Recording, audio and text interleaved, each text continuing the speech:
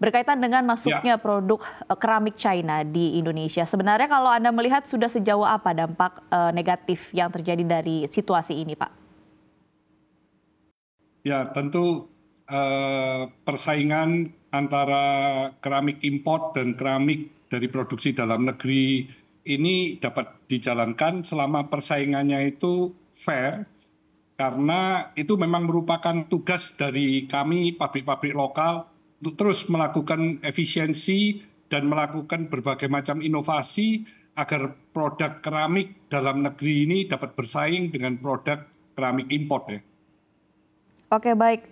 Berarti betul ya Pak bahwa harga keramik atau HPP dari keramik China itu bedanya sampai 100% dibandingkan dengan HPP keramik di dalam negeri. Kalau menurut penemuan Anda, Pak? Ya, benar ya. Jadi memang perbedaan harga yang ditawarkan dari produk keramik import ini sangat murah, bahkan di bawah harga pokok produsen keramik dalam negeri. Kurang lebih memang hanya 50%-nya dari HPP keramik dalam negeri ya. Ya pasti persaingan tersebut akan mematikan produsen dalam negeri, dan buktinya selama 2 tahunan ini banyak sekali produsen keramik dalam negeri yang hanya menjalankan mesin-mesinnya dengan 50% dari utilisasi mesin yang ada. Bahkan ada yang 30%. Bahkan beberapa sudah stop produksi. Jadi kalau hal ini berlangsung lebih lama lagi, pasti akan mematikan banyak produsen industri keramik dalam negeri. Karena menjualnya harus dengan harga yang sangat murah, mengalami kerugian.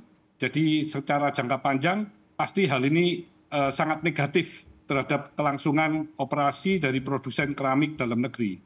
Oke, baik. Ini menjadi sesuatu yang menarik begitu ya, karena kalau kita mengingat beberapa waktu terakhir yang teriak adalah industri tekstil dengan problem yang sama pada saat ini pengusaha keramik. Mungkin boleh dijelaskan, Pak Hermanto, sebenarnya sudah sampai seberapa jauh dampak dari banyaknya produk keramik China yang masuk ke Indonesia? Kalau tekstil kan menyebutkan bahkan sampai belasan ribu orang di PHK dan bahkan belasan pabrik tutup. Kalau di industri tekstil sendiri, berapa angka kerugiannya yang sudah terjadi, Pak? Ya, kalau di dalam dunia keramik ya memang banyak sekali produsen-produsen yang saat ini mengalami kerugian karena semua mesinnya tidak bisa berjalan 100% ya. Bahkan 70% aja sudah nggak bisa. Jadi banyak sekali yang hanya jalannya 50%, 30%.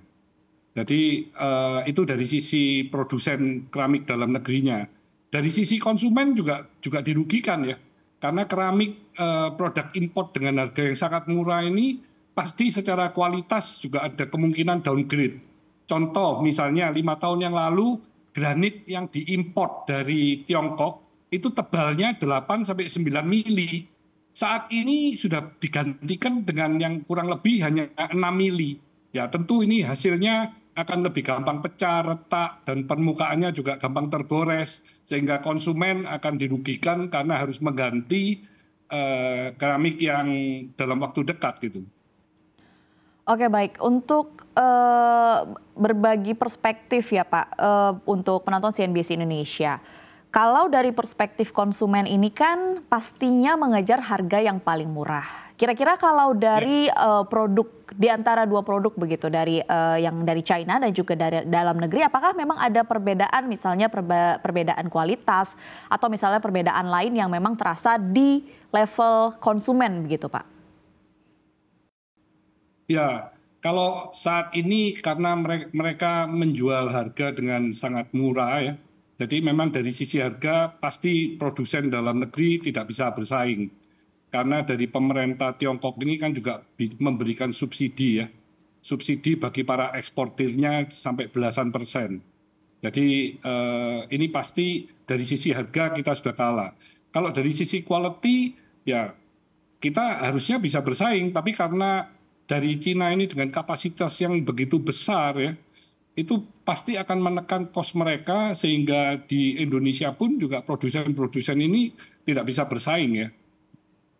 Oke, baik, terima kasih Pak Hermanto atas penjelasan awalnya begitu ya. Jadi menurut pandangan Anda, apakah memang yang membuat selisih perbedaan yang cukup jauh dari HPP keramik dari China dan juga dalam negeri murni karena memang dari pemerintah China memberikan subsidi terhadap produk-produk ekspor, atau sebenarnya ada faktor lain misalnya berkaitan dengan unsur-unsur operasional atau produksi yang memang harganya semakin jauh, atau memang murni karena subsidi, Pak Hermanto?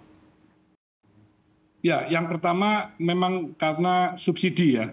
Jadi memang saat ini kan produsen dari pemerintah Tiongkok ini kan tidak bisa mengekspor produknya ke Amerika ya.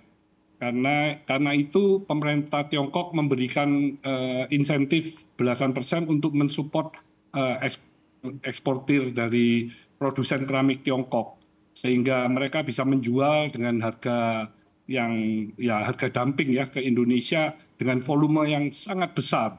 Ya ini pasti sangat mengganggu pasar domestik karena persaingan harga yang sangat tidak fair ya. Oke, baik. Pak Hermanto, kita tahu begitu ya, pemerintah kan sebenarnya sudah sering membahas berkaitan dengan hal ini. Salah satunya adalah industri turunan yang sering dibahas adalah terkait dengan keramik. Nah, di mana pemerintah kan pada saat ini memiliki Komite Anti Dumping Indonesia dari Kemendak yang telah merampungkan penyelidikan dumping produk ubin keramik juga. Kalau dari perspektif Anda melihat upaya dari pemerintah ini seperti apa, Pak? Ya, kalau menurut saya ya ini harus disambut baik oleh para produsen keramik dalam negeri ya. Karena mereka akan bisa mengoptimalkan kapasitas produksi keramik untuk memenuhi kebutuhan dalam negeri. Karena sesungguhnya kapasitas dari industri keramik dalam negeri ini sudah mencukupi, bahkan masih bisa mengekspor produk keramik Indonesia ke luar negeri. Jadi tentu kebijakan pengenaan pajak BMAD bagi importir keramik ini dapat menjadi salah satu cara untuk mempertahankan produsen keramik dalam negeri dan mengkaryakan SDM tenaga kerja sendiri sehingga bisa mengurangi tingkat pengangguran. Nah, Oke, kedua, baik. pemerintah tentu juga akan diuntungkan karena dengan mengurangi keramik impor, maka neraca perdagangan Indonesia bisa semakin surplus, ya tentu membantu tujuan pemerintah yang mencintai produk-produk dalam negeri, supaya produk keramik dalam negeri yang berkualitas juga bisa bersaing dengan keramik import secara fair. Ya, kalau kita lihat formulasi dari pemerintah berkaitan dengan bea masuk atau BMAD terkait dengan salah satunya adalah berkaitan dengan industri keramik yang memang dapat gempuran produk dumping dari China ini adalah formulasinya sekitar 100 hingga 200% begitu ya Pak, kita tahu begitu. Apakah memang dengan angka ini atau formulasi BMAD lewat Kadi Kemendak ini, apakah memang ini strategi yang menurut Anda sebagai pengusaha tepat dan akan membantu banyak untuk industri keramik ini sendiri, Pak? Ya, pasti hal itu akan sangat membantu ya, karena dengan eh, mereka menjual dumping itu sangat mematikan produsen-produsen keramik dalam negeri.